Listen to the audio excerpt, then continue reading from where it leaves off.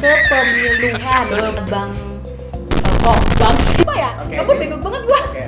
Jadi akan menyadarkan Maya nih di sini ya. Sadarkan saya. Oke. Jadi Sadarkan. bunyi pasalnya itu. Oke deh kakak ya. Oh, siap kakak. Oke. Luber. Luber dan jurdil. Jadi kita harus pahamin di situ dulu. Dan itu Mempengaruhi pemuda-pemuda di luar sana untuk jangan Jangan ujung-ujungnya intinya jangan golput. Halo, aku Maimunah Afia. Di sini aku bakal berbincang-bincang santai atau diskus santai bersama salah satu narasumber yang mungkin udah nggak asing lagi di mata teman-teman masyarakat Kota Bontang, karena dia adalah salah satu kaum milenial. Langsung aja kita sambut dia.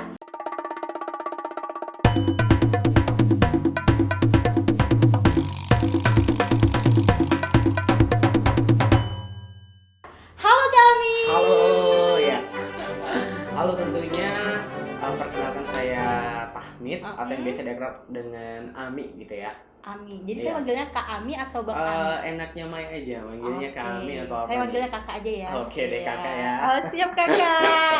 Oke Kak Ami, gimana kabarnya hari ini? Alhamdulillah luar biasa, Allahu Akbar tentunya ya. Selalu semangat. Kita sebagai generasi pemuda, milenial harus terus bersemangat pastinya. Calon-calon pemimpin masa depan sepertinya ini ya. Amin, luar biasa. Sudah beristri? Sudah ya. Alhamdulillah luar biasa sudah ya. Oke, berarti buat yang jomblo-jomblo di sana ini udah sold out ya guys. So, di hari produktif ini weekend ya. Benar, ini weekend. Ini di hari weekend kita tetap produktif. Tentunya. Karena ya semangat pemuda juga harus tetap jalan walaupun weekend ya. Benar, harus membara dan harus memberikan kontribusi-kontribusi terbaiknya. Oke, siap. Apalagi ini adalah bulan Oktober, bulan pemuda, Benar. Sumpah Pemuda ya. 28 Oke. Oktober adalah Hari Sumpah Pemuda, di mana para pemuda harus melakukan pergerakan apapun itu. Oke. Gitu. Siap pemuda. Siap pemuda, Pemuda masa depan. pastinya. Oke. Oke, Bang Ami. Hari ini kan kita mau bahas soal demokrasi. Iya, Demokrasi benar. yang juga nanti berkaitan dengan milenial. Tentu. Oke. Sebenarnya gimana sih sebenarnya partisipasi milenial terhadap demokrasi, karena kan identik kalau misalnya berbicara demokrasi itu kan pasti tentang pemilihan, Betul. tentang pemilu, pemilihan Iya. presiden, Iya. pemilihan wali kota. Nah, pandangan Bang Ami sejauh ini seperti apa sih peranan milenial? Kalau misalnya dari saya sendiri, perspektif saya sendiri sih, kita harus tahu dulu nih apa sih itu demokrasi gitu. Nah, sedangkan kalau misalnya kita tidak tahu dasarnya demokrasi ya mungkin kita tidak bisa mengartikan, tidak bisa mengimplementasikan itu dalam kehidupan kita. Nah, kalau demokrasi itu sendiri kan artinya kedaulatan berada di tangan rakyat, kekuasaan berada di tangan rakyat. Dari rakyat untuk rakyat oleh rakyat. Nah, All cakep. about of rakyat. Benar, berarti ya. all about of rakyat ya. Jadi apapun yang kita berikan itu sebenarnya buat kita, untuk kita semuanya gitu. Nah, artinya kita harus pahamin di situ dulu. Dan itu Nah, jadi demokrasi itu kita harus paham dulu, demokrasi itu apa sih sebenarnya dasarnya. Jadi demokrasi adalah kedaulatan berada di tangan rakyat, dari rakyat, oleh rakyat, dan untuk rakyat. Nah, kita harus paham sampai situ dulu. Ini berlaku untuk seluruh masyarakat yang ada di Indonesia. Nah, siapa sih masyarakat itu? Ya, masyarakat itu kan ada tingkatannya. Kita semua, dari orang tua, kakak, ibu, bapak, saudara, adik, semua punya. Cuman ada batasan-batasan tertentu yang mengatur dalam undang-undang. Nah, seperti itu, Mae. Berarti ini yang kita bicarakan adalah demokrasi untuk pemilihan ya. Benar. Demokrasi secara- untuk kalau- pemilihan, demokrasi untuk di luar dari pemilihan itu sendiri, orang bebas mengutarakan pendapatnya, bebas. Tapi memang dia punya hak suara, tapi dia tidak punya hak untuk memilih.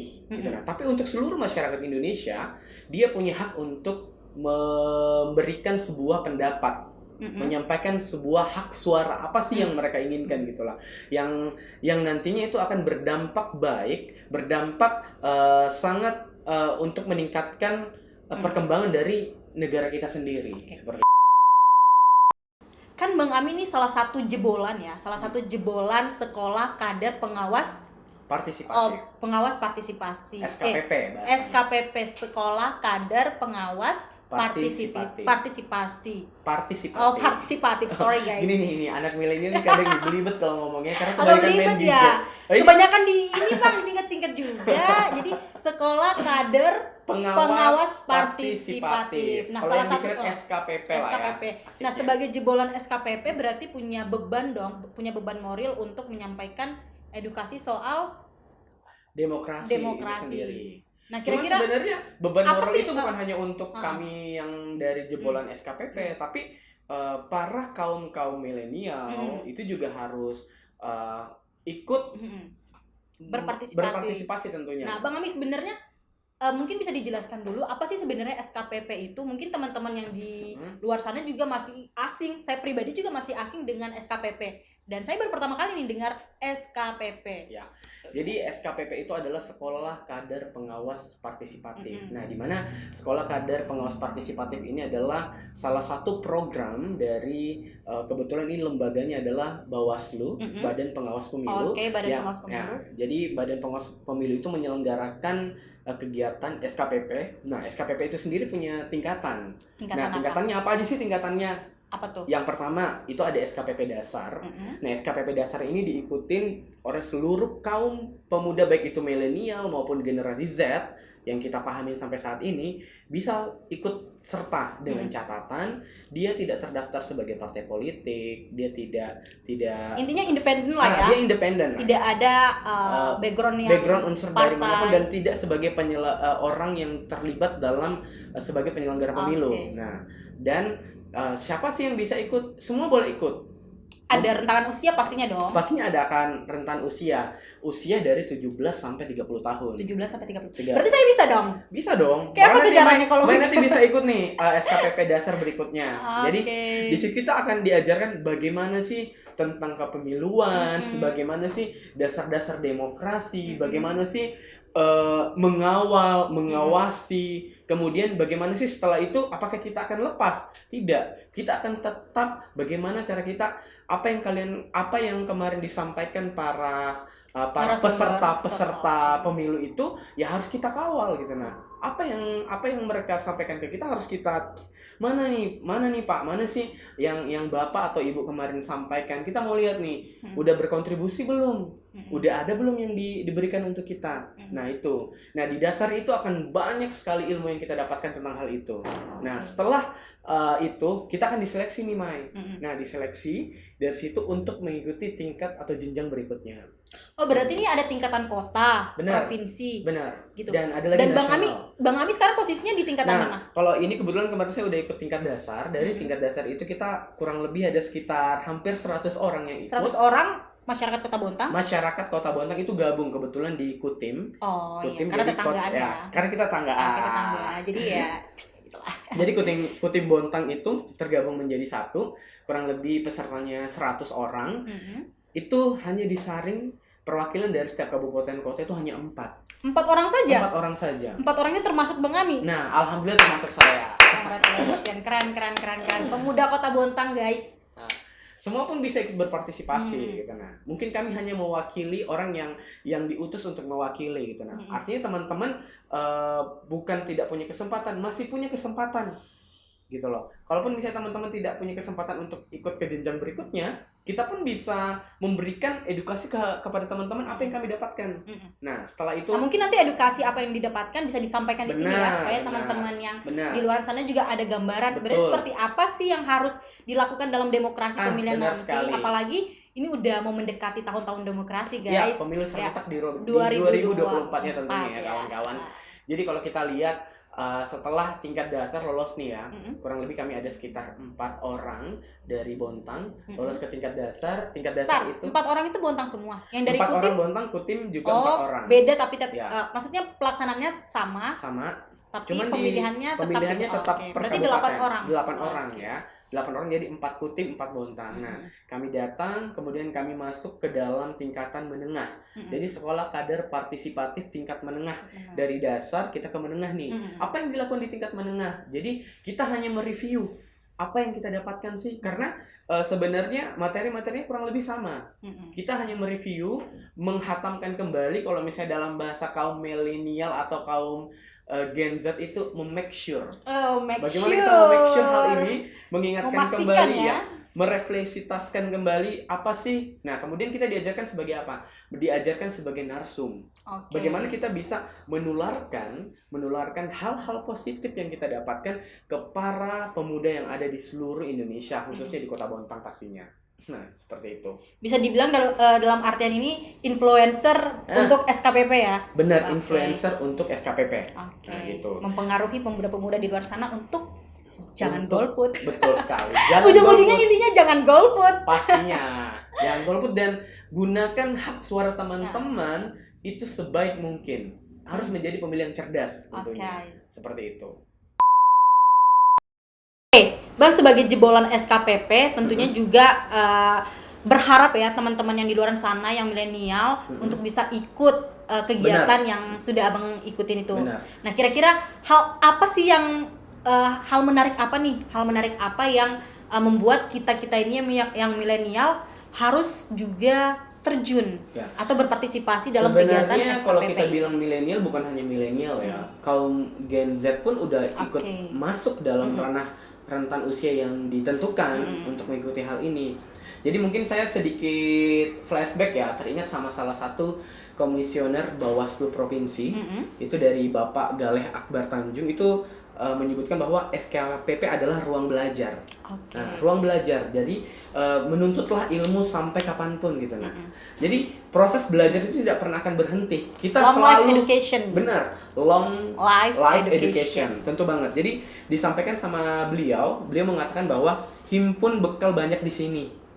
Bekal apapun itu, baik kita dari sesama peserta, ngebangun chemistry, emosional, kemudian bagaimana cara kita ngebangun antara komisioner itu sendiri, bercerita, kemudian bagaimana cara kita menyampaikan, bertukar pendapat. Nah, Berarti seperti itu. Bang tidak muluk-muluk materinya hanya soal pemilu, Benar, pencoblosan, tidak muluk-muluk soal itu kan, Bukan. pasti soal personality, Benar. bagaimana menjaring hubungan kerjasama. Benar. Bagaimana kita menjadi pribadi yang baik tentunya. Nah, selain itu dia juga menyampaikan bahwa selalu siapkan dirimu untuk peran esok nanti.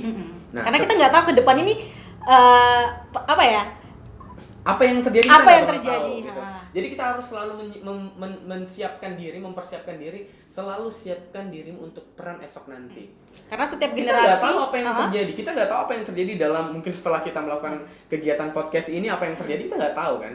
Jadi kita setiap harus generasi selalu siap. punya problem masing-masing Benar. ya. Apalagi di pandemi COVID-19 ini, Benar. ya problemnya adalah bagaimana kita harus bisa menjaga kesehatan. Benar, pastinya. Bagaimana cara kita selalu harus ikut peraturan protokol kesehatan. Kita selalu bagaimana mengedukasi ini hal yang baik hal yang baik maupun yang negatif gitu loh. Semua kegiatan dilakukan dengan online, jadi harus paham-paham teknologi ya saat ini ya. Nah, statementnya selain itu juga beliau menyampaikan bahwa tetap jaga sadar dan menyadarkan masyarakat dalam nilai demokrasi.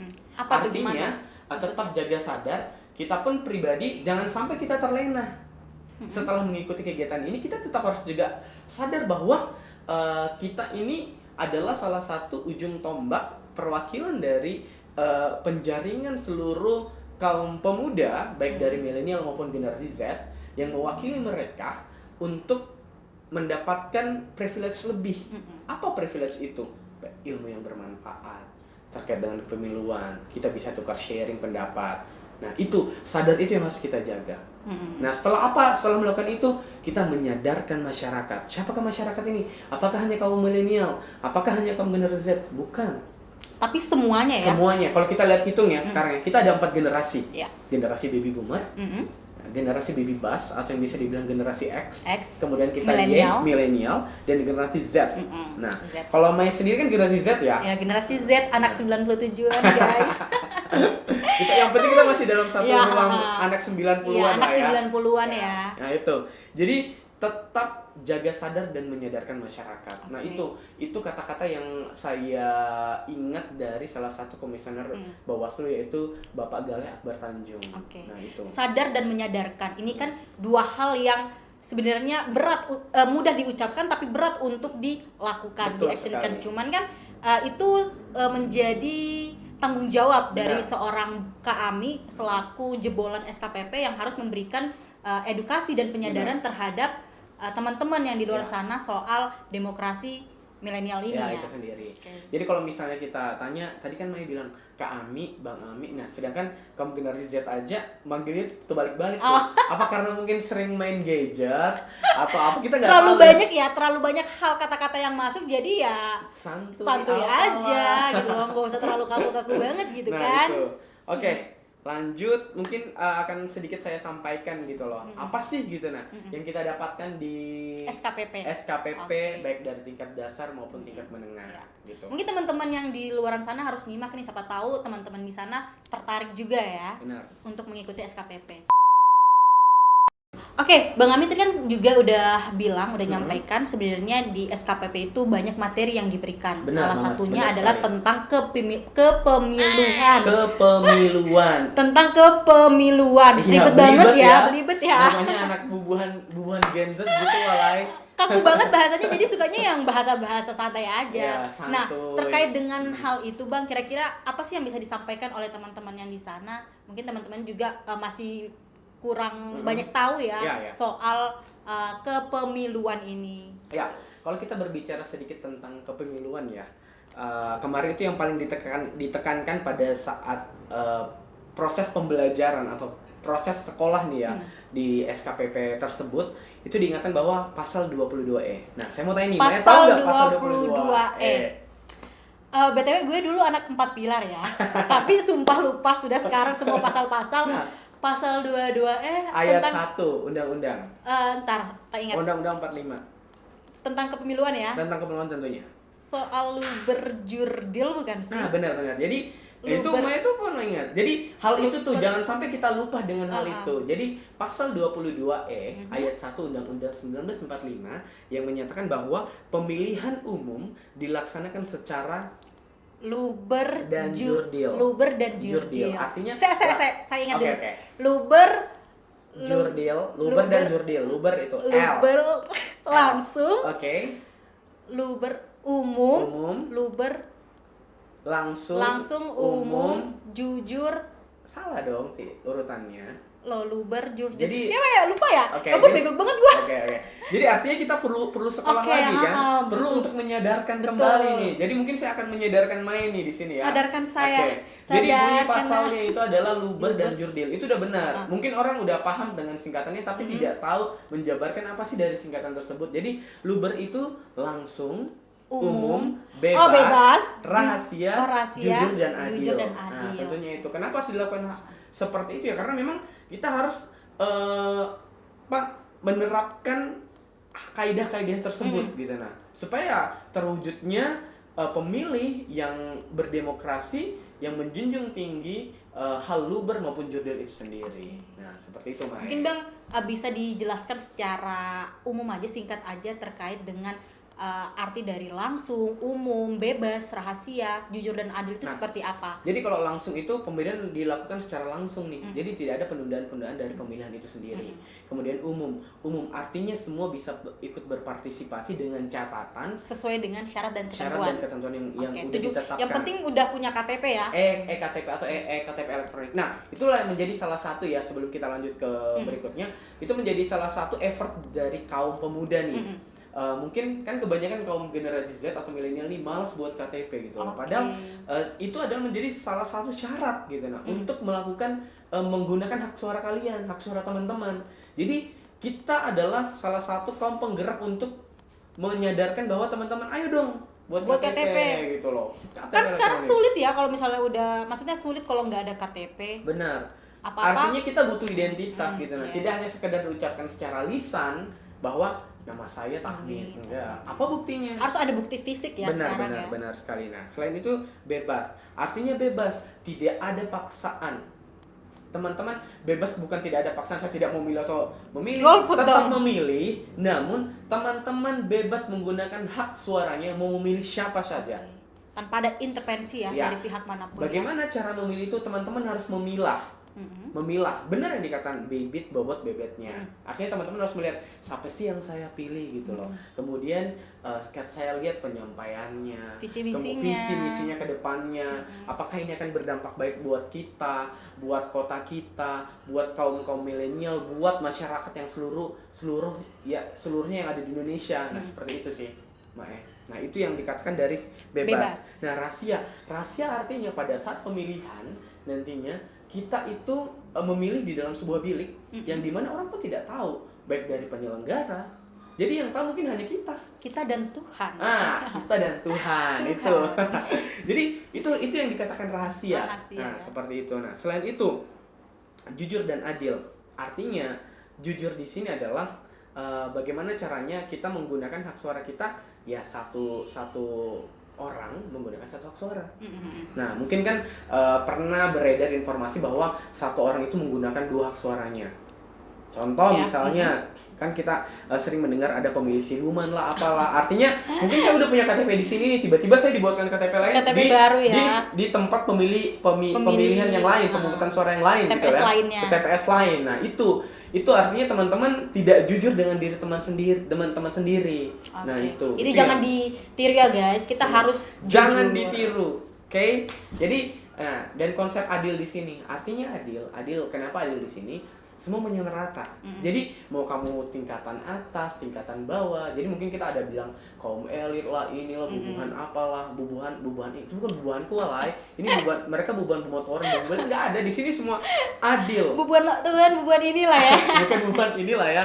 Bukan bubuhannya nih ya. Jadi bebas kita memilih, jadi adil penyamarataannya itu sama. Jadi kita memilih sesuai dengan jalurnya, tempatnya. Jadi tidak ada pembedaan misalnya, kalau misalnya dia orang ini dia harus memilih TPS-nya di sini. Iya, dia harus memilih sambil duduk. Dia harus memilih, harus disediakan minuman. Enggak. Jadi memang sudah ada aturan-aturan dari PKPU lah kalau kita, peraturan Komisi Pemilihan Umum. Tentunya seperti itu. Siap. Oke, dan ini juga Mae yang harus diketahui sama teman-teman. Selain pasal 22E ayat 1 tahun 1945, teman-teman juga harus paham nih. Pasal 1 Undang-Undang Nomor 7 tahun 2017. Itu ngebahas soal apa Kak? Tapi berkaitan dengan pasal 22. Itu berkaitan. Itu bisa dibilang itu sangat bersinggungan sekali. Kenapa? Itu yang dibicarakan bahwa pemilu itu merupakan sarana kedaulatan rakyat. Yang tadi kita bicarakan bahwa apa sih demokrasi? Kedaulatan rakyat. Dari rakyat untuk rakyat, oleh rakyat. Bagaimana cara kita mengimplementasikan atau bagaimana cara kita menyalurkan hal tersebut? Sarananya adalah pemilu. Bahwa pemilu adalah sarana kedaulatan rakyat, di mana ini untuk memilih. Jadi memilih untuk apa bunyinya? DPR. Kemudian DPRD, DPD, Presiden, Wakil Presiden, yang dimana itu dilaksanakan secara tadi pasal 22E. Luber dan Jurdil. Dan artinya ini dalam NKRI berdasarkan Pancasila dan Undang-Undang 1945 tentunya. Semuanya sudah ada regulasinya, sudah ada ketentuannya. Tinggal kitanya aja yang melaksanakannya. Benar. Melaksanakan sesuai dengan konsep Luber dan Jurdil tentunya ya. Jadi mungkin bagi teman-teman itu bahwa pemilu itu adalah sarana kekuatan kita gitu loh. Bagaimana cara kita menyampaikan apa sih mau lu gitu nah. Apa sih maunya kaum-kaum generasi Z gitu nah. Apa sih maunya kaum-kaum generasi milenial gitu nah. Lewat situlah. Kita menyuarakan lewat situ. Bukan berarti kita acuh dengan hal itu. Kita lepas, kita tidak mau memilih, golput. Itulah ada hal yang salah teman-teman. Seperti itu.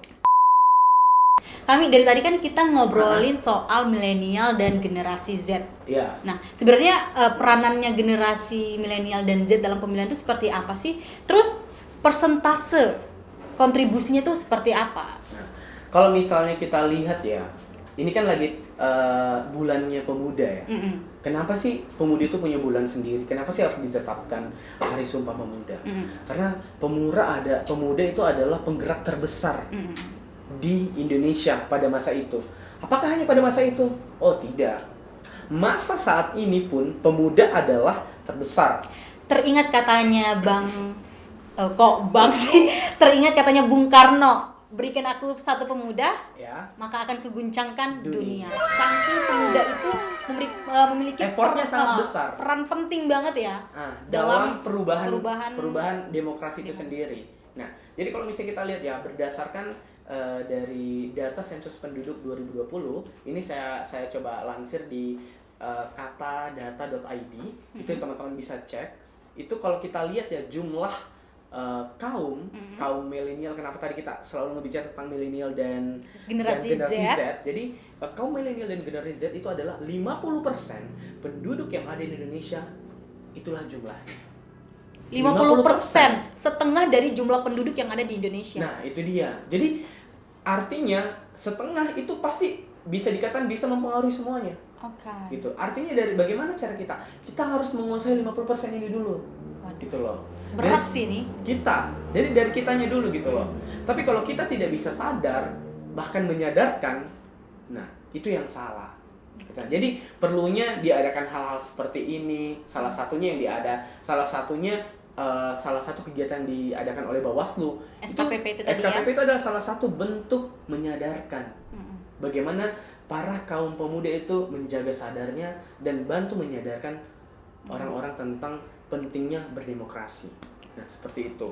Nah, terkait dengan sadar menyadarkan, pasti harus ada kegiatan-kegiatan yang dilakukan kan, Bang? Benar. Untuk memberikan kesadaran kepada kaum milenial. Betul. Nah, kegiatan-kegiatan itu apa yang akan harus dilakukan oleh seorang Kak Ami sebagai jebolan SKPP untuk kaum milenial di sana? Nah, kalau misalnya kita lihat dari sisi apa sih yang harus kita lakukan gitu, nah kita harus tahu dulu nih kita sebagai apa sih gitu. Nah, yang teman-teman harus ketahui adalah kita adalah sebagai penerus bangsa. Mungkin rata-rata generasi itu mengatakan apa sih yang sudah negara berikan ke kita. Saya bukan itu maknanya, tapi dibalik apa yang sudah kalian berikan. Teman-teman itu harus berlomba-lomba memberikan kontribusi, kreativitas. Ya mungkin pada zaman dulu ya, kita berbicara bahwa pemuda menggunakan kekuatan untuk mengguncangkan dunia. Tapi kalau sekarang bukan kekuatan yang kita gunakan, melainkan kita menggunakan pikiran, kreativitas, akal gitu loh. Memberikan prestasi-prestasi yang apa yang kita punya. Makanya ada slogan yang mengatakan bahwa pemuda adalah yang biasa kita dengar ya, istilah itu agen of change, ya, agen perubahan. Kemudian dari segi apa sih? Baik itu dari segi pembangunan, kemudian dari segi pembangunan daerah untuk menganalisa perubahan zaman, banyak hal gitu loh. Banyak hal sebenarnya yang bisa dilakukan pemuda. Yang penting adalah bagaimana dia menyadari dirinya bahwa dia punya peranan penting terhadap pembangunan di daerahnya. Benar. Menyampaikan hal tentang demokrasi saja, misalnya teman-teman jangan golput deh. Itu udah salah satu teman-teman ikut berpartisipasi.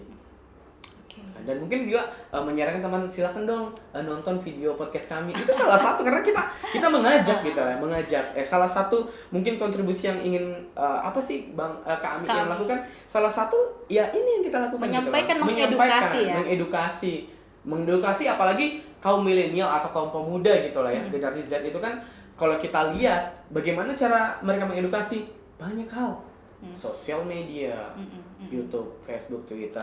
Jadi sekarang nggak kaku-kaku banget dalam menyampaikan hal ya.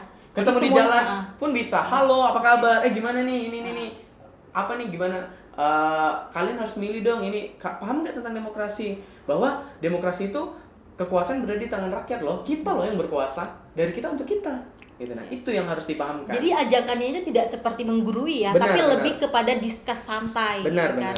Ngobrol asik gitu loh. Benar. Kalau misalnya kita lansir di pasal 448 ayat 1, itu apalagi bahas itu tentang peran serta masyarakat. Peran serta masyarakat. Nah, di mana apa sih yang dimaksud dengan peran serta masyarakat itu sendiri? Yang pertama, sosialisasi. Sosialisasi dengan pemilihan itu sendiri. Apa yang sosialisasi gimana sih, Kak? Ini kita sedang melakukan sosialisasi. Saat ini saya sedang melakukan sosialisasi kepada Mae. Mungkin setelah kita publish ke YouTube, ya, orang mungkin akan ada yang akan mendapatkan sosialisasi tersebut, gitu loh. Nah, kemudian apa lagi? Pendidikan politik bagi pemilih, gitu loh. Jadi teman-teman harus paham dunia politik, gitu loh. Paham.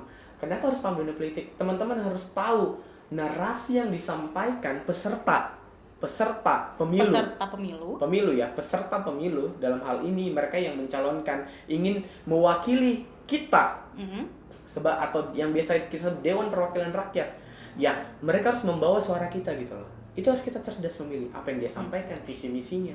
Nah, seperti itu. Kemudian yang Jadi ketiga, nanti tidak timbul yang namanya bahasanya PHP, nah, harapan palsu iya, ya. gitu-gitu kan kebanyakan. Janji-janji PHP, politik. janji-janji politik, aku nggak milih, aku nggak ini, aku Ah. butuh duitnya aja nanti. Nah, itu yang salah teman-teman. Oke. Jangan sampai ada pepatah mengatakan, mungkin kita minta uangnya, kita dapat uangnya sekarang ya, nikmat sesaat, sengsara sepanjang masa. Nauzubillah min dzalik, Nah, itu intinya yang kita jangan harus sampai hindari terjadi yang gitu loh. namanya manik politik Benar. ya.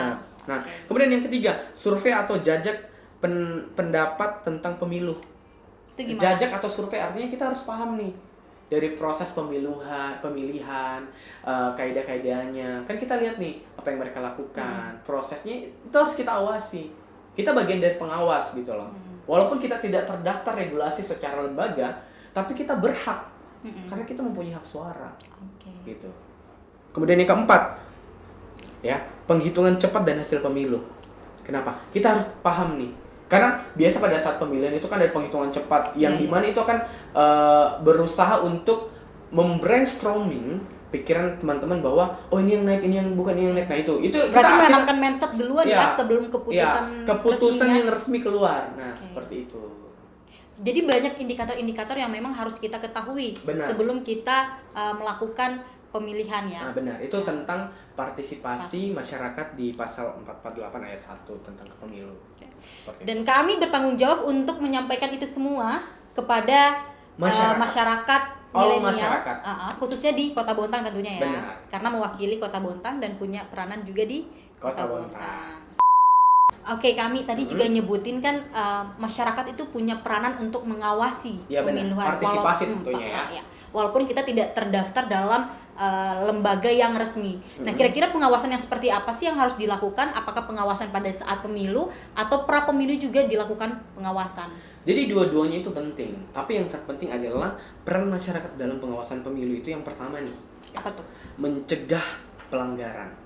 Pelanggaran. Biasanya pelanggaran yang biasa terjadi di momen-momen itu apa aja sih? Nah, pelanggaran apa saja sih yang ada pelanggaran? Terjadinya politik uang. Oh, politik sara. Isu sara. Itu kan jangan sampai itu terjadi hal seperti itu. Antara kubu saling menjelek-jelekan ya. Nah itu yang harus kita jaga gitu loh. Kita harus cari kebenarannya. Jadi jangan langsung menerima informasi secara mentah. Jadi harus benar-benar difilter. Dianalisis juga kebenarannya. Benar. Kemudian itu kita harus mengawasi dan memantau apa sih yang mereka lakukan gitu loh.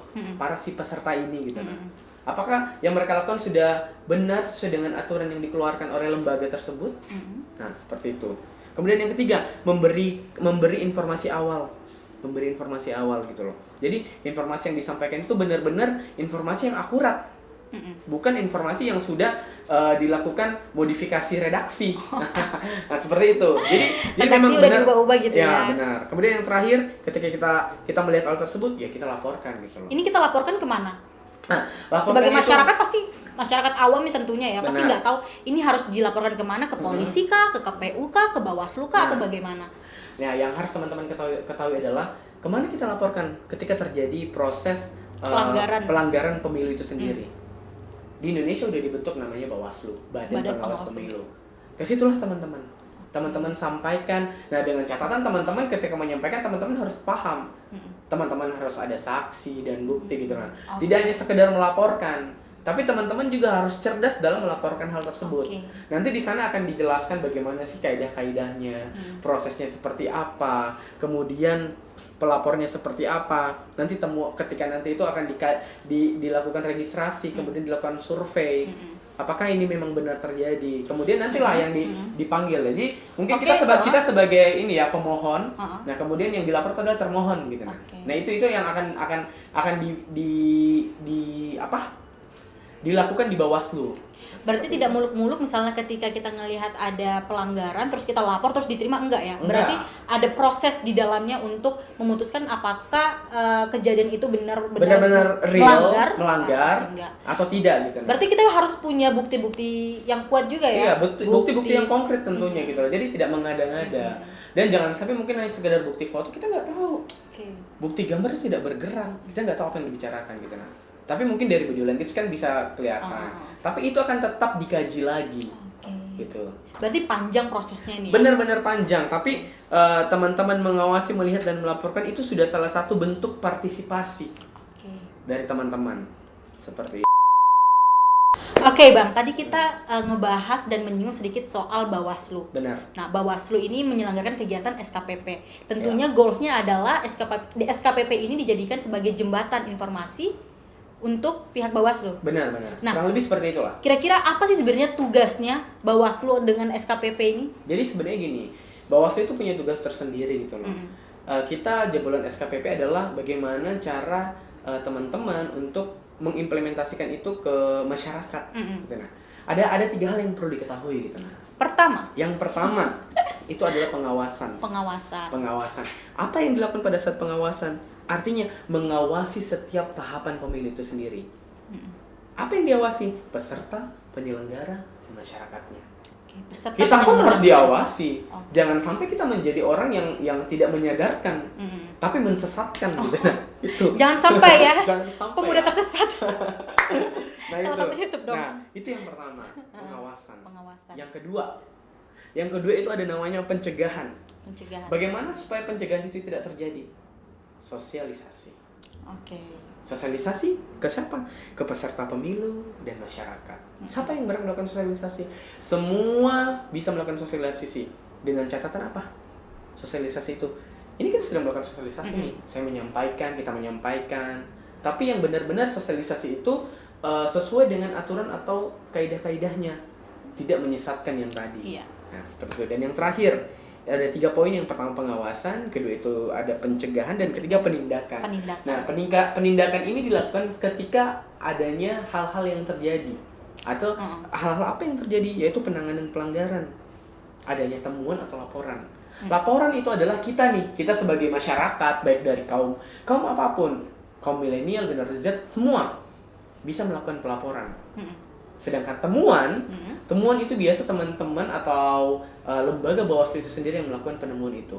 Terjadi mungkin OTT, operasi tangkap tangan, gitu. Seperti itu sih. Nah, jadi siap. pada dasarnya secara mendasar, secara garis besar, kisah-kisah milenial demokrasi yang kita lakukan hari ini gitu ya. Ya, kita ngebahas tentang demokrasi, kemudian apa sih peran milenial, kenapa harus milenial, kemudian apa aja sih yang dilakukan, tahapan proses pelaporan, kemudian di pemiluan itu apa aja, kenapa harus memilih, kemudian apa yang dilakukan, itu yang kita bahas gitu. Bang, sebenarnya SKPP ini dibuka setiap tahun atau ada jangka waktu tertentu? Kalau yang saya pahami ini setiap tahun dibuka, diselenggarakan setiap tahun. Kebetulan saya ikutnya di tahun 2021 gitu. Nah, kemarin tetap diikutkan. SKPP pun tetap dijalankan menggunakan protokol kesehatan. Di tahun sebelumnya 2020, pada saat kita memasuki wabah pandemi yang luar biasa sekali, tetap dijalankan. Tapi dengan protokol kesehatan yang ketat. Nah, itu menggunakan cara daring. Daring. Yang kita kenalkan ada daring dan luring gitu. Nah, kenapa daring? Artinya lembaga pun tidak menyerah dengan adanya hal itu gitu loh. Tetap melakukan proses menyadarkan masyarakat. Gitu. Berarti saya bisa ikut SKPP tahun tentunya 2022. Bisa 2022 nanti doakan kita ya, guys. bisa ketemu pasti kita bisa ketemu. Nah, siap senior. Oke, kami nggak terasa ya dari tadi kita ngebacrit ya, ngebacot soal demokrasi milenial, ngobrol santuy. Nah, tadi kami juga udah nyampaikan apa sih sebenarnya demokrasi, bagaimana pentingnya milenial dalam keterlibatannya di demokrasi. Ya, dan tentunya juga tadi juga sudah disampaikan, kita sebagai masyarakat umum juga punya hak untuk melakukan pengawasan walaupun kita tidak terdata secara resmi, tapi kita punya hak untuk melaporkan ketika kita menemukan hal-hal yang menjanggal pada saat proses pemiluan. Tapi dengan catatan kita harus punya bukti yang konkret, akurat, dan tentunya juga ya semuanya harus real yang terjadi di lapangan. Ya, Oke, kami sebelum kita tutup obrolan kita, mungkin kami selaku jebolan SKPP yang luar biasa jebolan ya. Jebolan SKPP mungkin ada closing statement buat teman-teman yang di luar sana, tentunya untuk milenial untuk bisa terlibat dalam partisipasi demokrasi ini. Sebenarnya singkat saja ya kawan-kawan, yang ingin saya sampaikan adalah teman-teman yang ada di luar sana, terkhusus untuk kaum milenial dan generasi Z, tetap jaga sadar dan menyadarkan gitu loh. Tetap lakukan yang terbaik buat teman-teman, berikan effort terbaik yang kalian punya dan terus berjuang tentunya itu. Dan di masa pandemi ini tentunya teman-teman harus tetap menjaga kesehatan dan menerapkan protokol kesehatan seperti itu. Oke, kita ucapkan terima kasih buat Kak Ami yang sudah menyampaikan banyak informasi ke kita. Ya. Dan semoga saya pribadi juga terbuka nih wawasannya soal kepemiluan ini ya. So guys, selamat siang. Sampai jumpa lagi. Dadah. Bye bye.